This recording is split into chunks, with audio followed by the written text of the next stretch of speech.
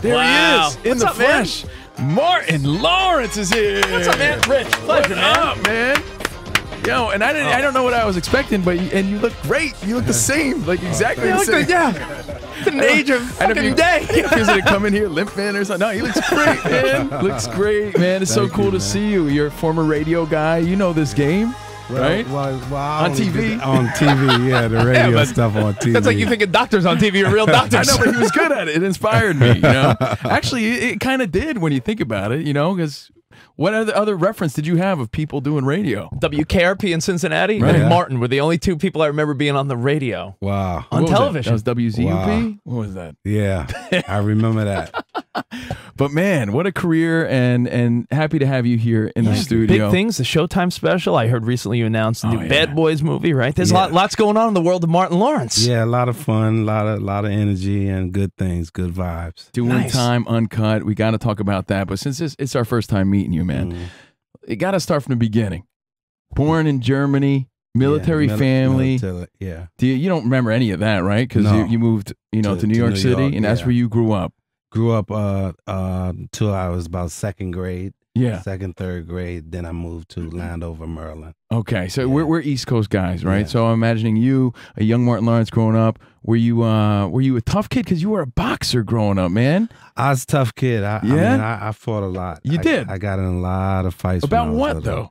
Just stuff, man. Kids and bullies and neighborhood kids. Do you remember those fights though? Like you ever have flashbacks? Yeah, man. I remember, man. I was a bad kid, man. I mean, just as far as fighting. Yeah. I hit somebody in the head with a bat one time. Oh shit, that's some serious stuff. Next time I seen somebody hit somebody in the head with a bat, that was on Robert De Niro on that movie. Well, remember he had the dude? Oh yeah, mafia movie. Of course. Think about it. If that was today's world, you'd be a YouTube sensation. I'd be a YouTube. I'd be a YouTube sensation and in jail. They'd be called, yo, did you see Bat Boy? but a different Bat Boy, not the Mexican news Bat Boy, not the Mexican Bat Boy. So you grow up East Coast, you're fighting people all the time. You end up at the gym. You're like Golden Gloves quality though. Yes. See, I'm a big fight fan, and I wonder how good were you though? I was in good. The ring. I was good enough to make it to the Golden Gloves finals. Damn. And I was AAU champion.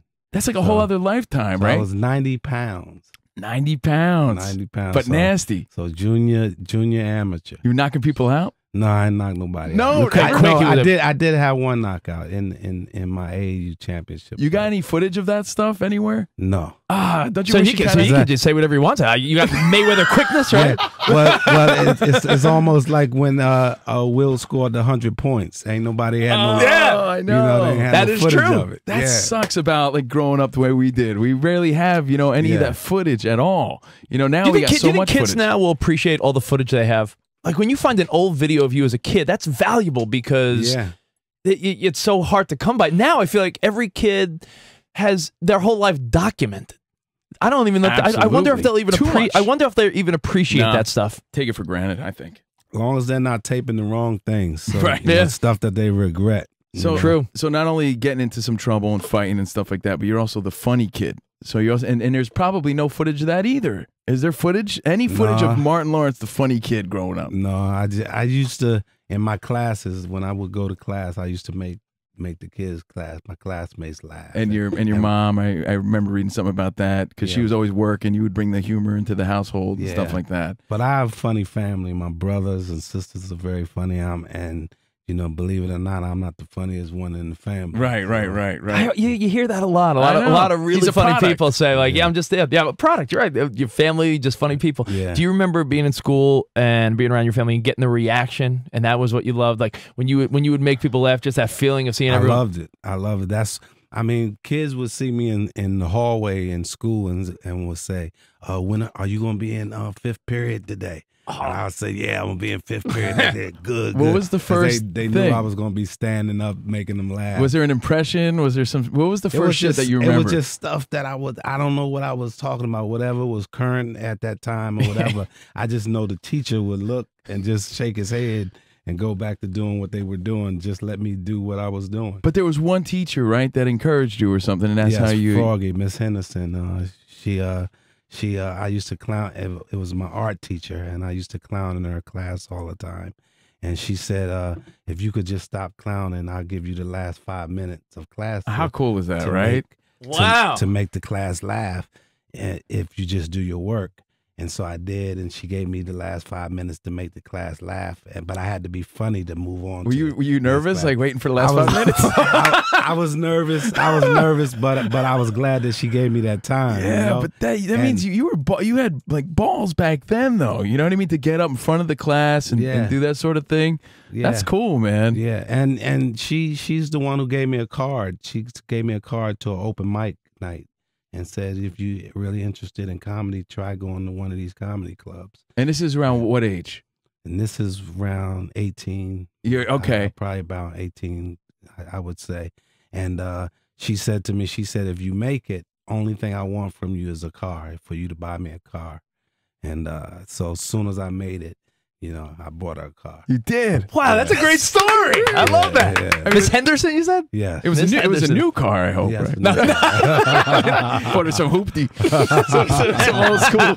No, that's so cool, man. Yeah, so I was wondering if you ever feel indebted to people that, I mean, obviously your talent speaks for itself, right? Thank you. And you got here on your own because you're talented and you're funny and you have balls, like I said, but there's people that opened the door and saw the talent. Do you feel indebted to those people ever? Most definitely. Yeah. You know, it's because of them, they've helped pave the way for me to get here and be where I'm at and do what I do. So I'm very thankful and appreciative. And by the way, that 18-year-old kid is now 51 years old, and you look phenomenal, dude. 51. Looks like he's 31. Yeah, seriously, man. Martin Lawrence. By the way, is that weird, though? Is that weird for you? Because I'm sure that feels like yesterday. You're Golden Glove boxing, you're causing trouble. Now you're 51, and you're doing 51. Bad Boys 3. Right, I know. It's crazy, but hey, you just roll with the punches. It just is what it is, right? Yeah. We all get there. Now, something we were talking about. We knew you were coming here, so we were reminiscing about our favorite Martin Lawrence stuff, and we were saying, "Wow, Star Search! I forget you did Star Search, right?" Yeah, and then because of Star Search, you got your first acting role on What's Happening Now. Yeah, the spinoff of What's Happening. That's a Throwback Thursday. That's some old school stuff. Wait, hold on. Let's put that in perspective. We all grew up watching that show. Yeah. So for you to now be on the spinoff, working with Raj and Rerun and Dwayne, believe it. Dude, what was that like? I couldn't believe it. Yeah, I remember watching this. I remember watching this. I was hyped when this came out. Roger looking all skinny. He's like a hipster before it was cool. Rerun dancing, dribbling the basketball up and down the street. Dude, what was that to be on the set with Shirley and that shit? It was beautiful, man. And Shirley and Raj, this one of the most beautiful people you could meet. They're just good people, and show me the ropes and show me what I need to be doing and how I needed to act. And it just was a lot of fun. It was my first television experience in acting, and I was just so excited. You know, it was my way out of the ghetto. And probably gave you lots of bragging rights. Like, yo, dude, he's on What's Happening Now. Yeah, it did. gave me some bragging rights. That's just so cool. What do you remember being the first thing where you got like a legit paycheck where you're like, yo, I could do this for a living? Was there a gig or a comedy? Was there a comedy thing you did or an acting gig you got where you said, wow, this is my thing now. I don't have to worry about other jobs. I'm legit. Probably What's Happening Now. Yeah. Wow. Probably What's Happening Now when I started getting checks from that show. But that show didn't last that long, because I remember liking it. I remember being into it, because I love, What's Happening. Yeah. And we've seen those episodes on Rerun, no pun intended, over and over again. At that point, you're now thrusted into this career. Do you start to like say, oh shit, get on my hustle, what's next? Is that kind of where you were then? You want to find an agent. Right. And so, once you get an agent, you got somebody out there helping you look for the next job or whatever, that you should be doing or whatever. So, you just get the help that you need. I love how everything sort of led to something for Martin Lawrence when you look at your career. You know what I mean? Like Star Search actually led to some cool TV stuff for you, and then the TV stuff for you actually led to some cool movie opportunities for you, and then you made it happen. I'm gonna fast forward to 92, because that's when, I mean, I feel like there's a lot of pressure, but greatness that goes along with a show that's named after you. You get the call from Fox and like, we're doing this, Martin. Yeah. Well, we my manager at the time, Tapa Carew, we pitched over at HBO at HIP at the time to Chris Albrecht, who was in charge, and we pitched the show, and he liked it, took it to Fox, and then Fox picked it up, and so when they said yes, I was over the moon, and it was named after me. So you can't beat that. And you had your own song and everything. Yeah, it was crazy. Are you behind that song? Is there anything like did you sort of personally be involved in making that? A kid from Kid and Play. He got involved in it, and that's how they came up with the song. And you knew him from House Party 1 and 2. From House Party 1 and 2. Yeah. See, I always bug out about that when I see you in those movies. Again, guys, we skipped. Do the right thing. Of course, House Party 1 and 2. They were the stars, and you were sort of making cameos in their movies, and then bam, your star just explodes. You just fast forward. It's just amazing. When you were doing the House Party and the Kid and Play, and doing those type of things, were you deep down inside? Did you say, "My day, like I'm going to be the star. Like I'm having fun now, but I know that I'm destined to be like the main guy"? No, I didn't really say that to myself. I just try to play my role that I was in and enjoy the part that I had. While I was doing it, and I knew if I got an opportunity to take the lead at some point, I would take advantage of it, and that's what I tried to do. Now, a lot of people, gave Martin Lawrence breaks. I got feedback right now from Curtis and Callie. He said, you got to ask him about casting Tracy Morgan as Hustle Man on his show. Dude was hilarious on Martin. Do you remember those days? Tracy was hilarious. It's the first time I met Tracy was over at Def Jam. And Tracy pulled up his shirt and started slapping on his stomach. Not even knowing you, just doing. Just doing something crazy. And I just said, this dude is funny, man. I said, I got to have him on my show. And when the idea came up for Hustle Man on the Martin show, his name came up, Tracy. And I said, yeah, that's the guy. Let's get Tracy. Oh, that's so great, man. What's that like knowing that you came up with so many talented people to see everyone's trajectory and see how it all panned out? Do you bug out looking at that? And like when, let's say you're with Tracy Morgan right now, like do you share those memories and laugh about like, yo man, that's so crazy? Remember Hustle Man? Yeah, like remember that? Yeah, we have fun about it. You know, we might laugh about it. We don't talk about it too much, but we might laugh about it and just say, Tracy's he's such a thankful guy and appreciative guy. Yeah. So he'll always come up and, oh, you let me eat at your table, man. I love you so much, man, and thank you, So he's always thanking me, That's a pretty good Tracy Morgan, by the way. You're known for your impressions. I mean, I love how you played multiple characters on Martin. Was that your idea, or was that just because you came from a world where you were good at doing characters? So they said, hey, let's incorporate this? I really didn't know that I was that good at doing characters. I just was trying it because it was my show, and I had to come up with something to keep the show a success or whatever. And, risky though, right? Because you don't know how people are going to react to it. Yeah, and didn't know how they were going to react, but I had something in me, and they worked. Characters work. Yeah, that's amazing. Yeah, he didn't know. He didn't necessarily know how people would take it, but he did it. Again, Martin Lawrence, a guy with balls. I'm looking at the timeline of some of your favorite movies that we love, and what comes to mind for me is Nothing to Lose. That's I would say it's underrated because I feel like more people should put that down as one of the funnier movies of the late 90s. You and Tim Robbins, that's a chemistry that was probably unpredictable. How funny were they together?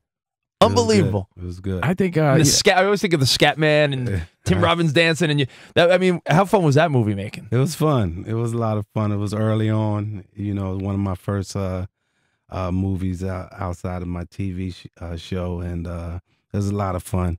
Just when we shot it, it was a tough time, but it was fun. As you start getting more and more famous, when you're starting to do these bigger movies, have your own show, how crazy was life? Not the movie, because I love the movie Life. I do want to talk about that too. But how was experiencing fame for the first time, and what was that roller coaster like for a young guy? It was different for me, you know, because I was young, and certain choices that I made early on in my career weren't necessarily the right choices. Right. When I would get in trouble and things like that.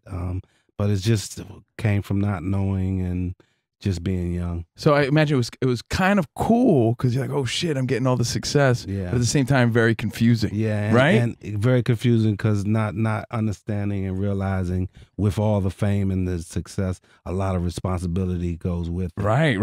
Yeah, especially today because there's so many young stars under the microscope. Without a doubt. I'm thinking because when I bring up Nothing to Lose, and you said Life, which is another great movie.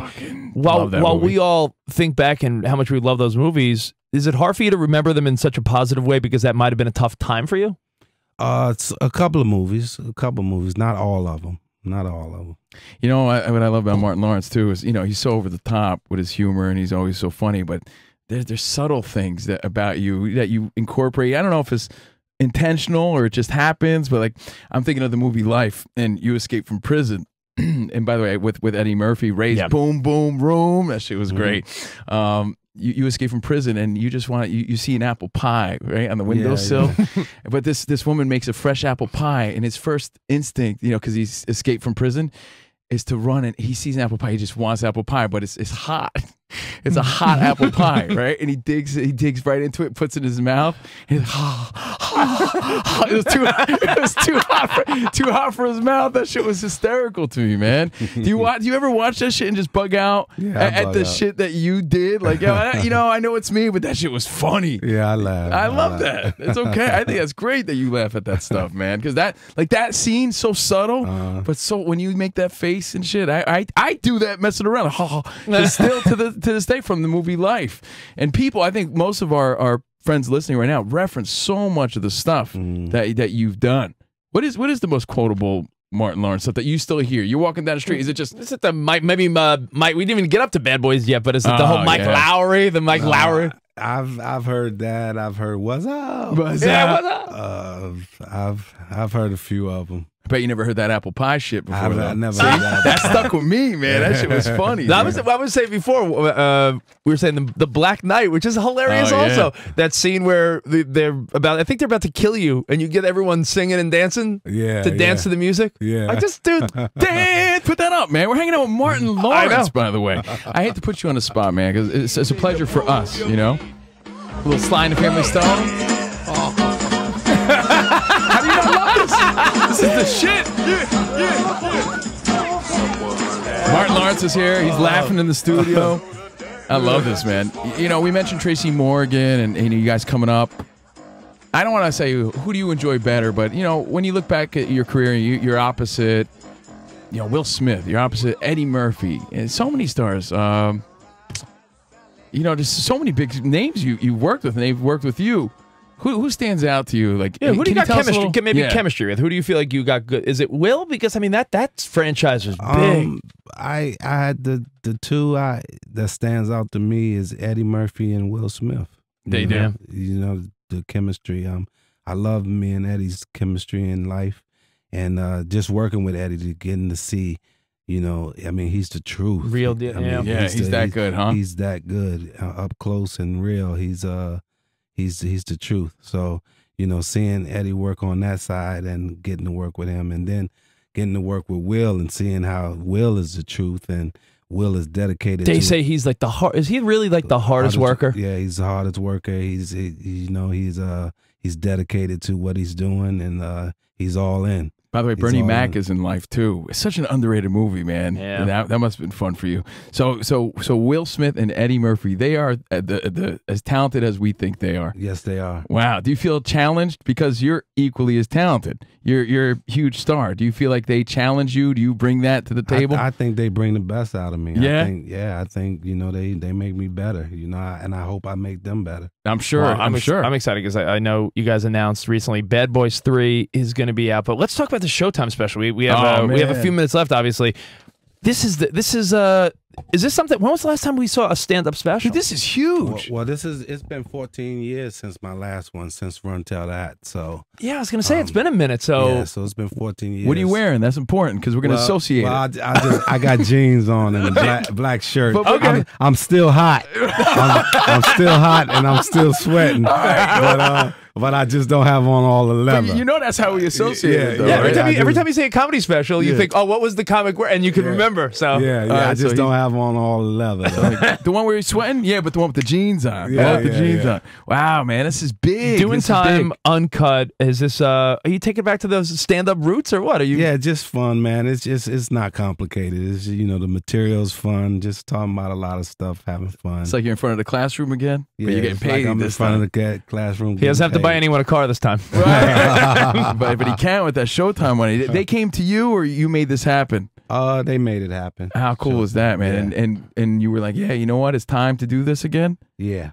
Wow. Obviously, you're confident, but do you worry about, like, again, criticisms or anything like that? Or are you just throwing it out there? It is what it is. I don't have nothing to prove. But I done did so that's much a good feeling, in my right? career and my time. I don't have nothing to prove. It's all about me just having fun and enjoying the ride right now. Oh, that's a great mentality to have. And we didn't even touch on all the Blue Streak. What a fucking great movie Blue Streak is. What a great the Big Mama House movies. Yes, I mean it goes on all day, man. And I'm excited. We love comedy. I'm so excited to see this. And you'll be then it'll live on demand, so people will still be watching it, quoting it, talking about it. Showtime, Doing Time, Uncut. It's Friday, September 9th. So tomorrow, 9 o'clock on Showtime. Bro. So you got to make sure you're checking out Martin Lawrence tomorrow night. And then Las Vegas, Jacksonville. You'll be in New York, Albany, Foxwoods, Atlantic City. You'll be all over the place, right? Yes. All right, perfect. Well, Martin Lawrence, a pleasure having you. Thank you, man, so much. Thank you, guys. And we'll see you guys tomorrow. Arrivederci, baby. See you in the promised land. Bye.